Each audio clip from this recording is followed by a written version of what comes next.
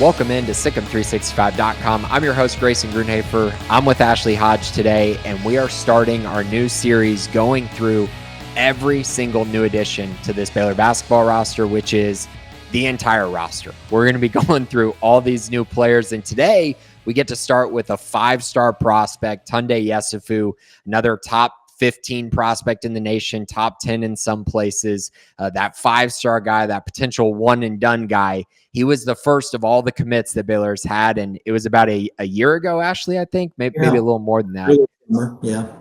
Yeah, really good player, one that I know Baylor fans are really excited about, and one that, man, over the course of the past month or two, he has blown up with some of his performances at these camp circuits and just some of these kind of national competitions that he's been to. Yeah, I think Baylor fans love VJ Edgecombe for obvious reasons. He was an exciting player. He played hard. He was a great teammate. He did a lot of things well. I think Tounde Yessoufou is going to be a similar one and done, possibly one and done. We'll see. Maybe a couple years if Baylor fans are lucky. But we're expecting great things from him. He's really finished his high school career with a bang. The leading scorer in the history of California basketball. That's a big state. There's a lot of great players that have come from California. So he's a guy that can get buckets, and he really gets them in a variety of ways. I mean, he's just relentless on his motor, and a guy that's going to get a lot of steals, a lot of transition buckets. He's going to put his head down and take it to the rim hard. He's got a nice little mid-range shot, that he's efficient with and can elevate and get above defenders with his mid-range. He's a aspiring three-point shooter. Is that the right word? That may be the only weakness, is that he's not very consistent from three, but his form is pretty good. And I think he's gotten better as the season's gone along. And he just works so hard that I have no doubt that sometime this season we're going to go, good grief, I didn't know he could make 5 threes in a game. He's just a guy that brings a lot to the table. His motor really reminds me of like a Marcus Smart. Marcus Smart wasn't as tall, more of 6'3", 6'4", but just played with this relentless motor. And I think I see that in Tounde. He's just probably his greatest skill is he just always plays hard and just doesn't back down from the competition. We're looking at did you watch the World versus the USA night? Yeah. I mean, he just he wanted the moment, he wanted the moment. He wanted the ball in his hands down the stretch. And, he was the best player for the international team, so, I mean, it's exciting. I think he's going to be a huge piece to Baylor's success this year. So, I mean, talk about a high school career. So he's a five-star prospect, McDonald's All-American. Since his freshman year, he's been starting at his high school, and he, through his 4 years, is averaging, I believe it's 28 points and 10 rebounds over those 4 years. Yeah. He has not had a year where he scored less than 26 points per game. That was his freshman year. Shoots 70% from the free throw line and 33% from three, which I do think is important. I know that you can go look at his EYBL numbers and those aren't as good, but the fact that he has this kind of just 33% starting all 4 years and shooting a lot of threes, I do think does bode well for what he could be as a shooter. Averages 3 steals a game. And I think most importantly, 117 and 17 high school record. I mean, this guy is a winner. He plays really hard. He's dominated, like you mentioned, the Nike Hoop Summit, dominated the McDonald's All-American game, got a lot of headlines for his kind of practices those weeks.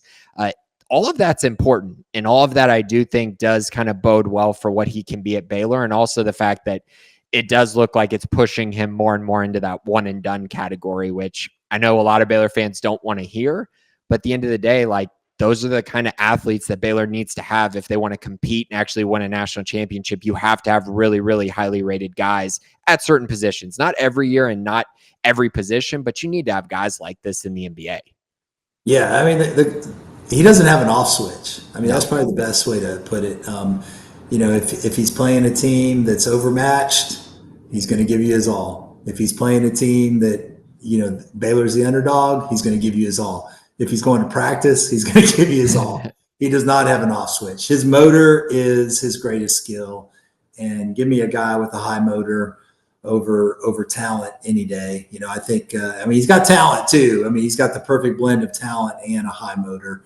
But I love how relentless he is, and I think it's there's guys that you could compare him to from Baylor from that standpoint, but certainly more of that national championship DNA, that Davion Mitchell, that Mark Vital, that Maceo T, Jared Butler type of relentlessness where it doesn't matter who the opponent is, they're looking to destroy the will of the opponent early and often. Right. I was actually going to point to Jeremy Sohan as well. Yeah. And I think by the end of that year, it's one of those things, like you mentioned, Jeremy was not highly afraid of competitive. anybody. Yeah. The motor was going to do anything to win, that kind of thing. I think Tounde does have. Some of the things I wrote down, just the defense, the ability in transition. He gets up and down the court really well. Athleticism, I think, is another big part of this. The size, the length, the versatility, all of that kind of fits what Baylor went after in the transfer portal as well, with some of their other additions. But I think in general, that athleticism, that size, the rebounding, all of those things are very, very important, even if we are going to kind of take a step back and say, if he doesn't shoot the ball well, it's going to be hard for him to be, a superstar this year. But if he does shoot the ball well, holy cow. He could be the best freshman in the Big 12.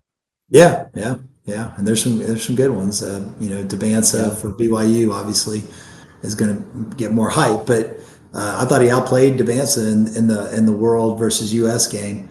Yeah, I think he's exciting, from that standpoint, and I'm excited to watch him become, maybe even a better version of. VJ Edgecombe was a good defender. I thought, he had his weaknesses off the ball, but as far as an on the ball defender, VJ was really good, gave great effort. But Tounde has something VJ didn't have, and that's an NBA body already. He's got that strength and that strong bull type body, and I think that's going to really help him going through the wars of the Big 12, and hopefully some freshmen wear down. You saw VJ hit some stretches where he just wasn't as efficient, and then Rob Wright especially kind of finished the season less. His numbers really dropped in Big 12 play, but Tounde's a guy that I don't think we'll see a big drop off because of how physically ready he is for that the wars that you're going to get in the Big 12. So my question marks for him kind of point to the shooting we mentioned. Play style is going to have to change because in high school, I don't know what his usage rate was, but it was probably like 50%. He was just used a ton, shoot whatever shot he wanted. Now he was efficient, but it's going to have to change. And then the ball handling. That's the other area that I'm just curious about in certain situations, because you look at some of his games, he does turn the ball over a little bit more than you would like. But again, his usage rate is so high that you can kind of you can paint a picture of why that's happening. Do you have any other concerns with Tounde just going into his true freshman season? My biggest concern would probably be the Norchad Amir concern, and that's foul trouble. Yeah. When you have a high motor, when you're aggressive, you can get yourself in trouble early in games. I could see him committing some. Now, that's changed. It's harder to get that charge call on the block charges than it was 2 or 3 years ago. Some players like a King McClure, for example, would be good for one of those every game because he would just put his head down and just try to, power his way to the rim and would get a charge called against him. But, I think Tounde's got to be careful, not to get those type of calls, because of his aggressiveness. And then, obviously with the high motor, you're going for steals, you're giving it your all, you can get into foul trouble. So that's my number one concern for him, is staying out of foul trouble. Okay. And then as far as expectations and role for Tounde, where do you kind of see him fitting in? Is this a guy that you anticipate he's going to start right away, being that starting five? Or do you think they're patient with him, kind of like they were with Jeremy Sohan, where he's coming off the bench, then maybe has his best games towards the end of the year? It's a good question. My guess is that Obi Agbem, Michael Ratai, and Jocelyn Bodo Bodo are going to start. Mm-hmm. And I'm assuming Skillings is going to start. So Tundai would be kind of a odd fit as that fifth starter with given those players. But I mean, it wouldn't be that unusual. I mean, it's just that you're starting. That's a much bigger lineup, and I could see him either starting or first one off the bench. But I think it's clear he's going to be one of the top 6 players, and I think by the end of the year he may be one of the top 2 or 3 players. I mean, he's got the whole package, and I think he's a guy that's going to be ready to go from day one, and excited to watch his progress. I think you make a really good point on fit with where he would fit in with the starting lineup, because it feels like you kind of would have to make a choice there on whether you're going to start him or Skillings would kind of be where I would be looking at it. And I think you probably at least at the beginning go with the veteran, but Tounde is really, really good. I mean, he drew some Anthony Edwards comparisons during the Nike Hoop Summit. So if he starts flashing more and more as the season goes on, maybe you see him jump in the lineup, or maybe they just go extra huge, don't care about the shooting, and they play the lineup that you just said with him and Skillings in the starting lineup, which little unorthodox, but who knows, if OB's shooting 44% from 3, maybe you can get away with it. Well, and it's like the starting is the most overrated thing in college basketball. Like who finishes the game is way more important. Mm-hmm. And I do think Tounde is going to be finishing most games. I mean, he's a guy that's plays too hard, too good to keep him off the court in crunch time. That would be my hunch. And I think he's going to be in the finishing lineup for a vast majority of Baylor games. I completely agree. I think he's a very, very ready true freshman and a guy who's going to play his basketball as the year progresses. That's one done. Tounde Yessoufou, the first commit of the guys that Baylor has added. We'll be back tomorrow, probably the next day and the next day after, just talking about each and every addition to this new Baylor basketball lineup. But that's it for today. Thanks for listening.